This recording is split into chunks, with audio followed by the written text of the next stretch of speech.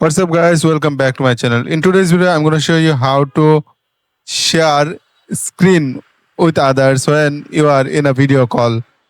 So first of all, go to WhatsApp and here you can say I want to make a video call with this number, and click here from your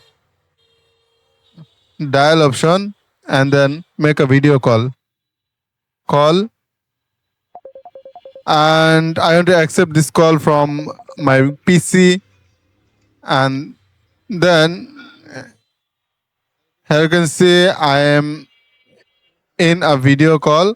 Now I want to share my screen from my smartphone. So for that, click to three dot menu and then click to share screen. Start now. Here you can see my screen is now available in my PC. You can do this following this method. You can share your screen following this method. I think this is helpful for you. If you think this is helpful, then consider to like, comment, share, and subscribe.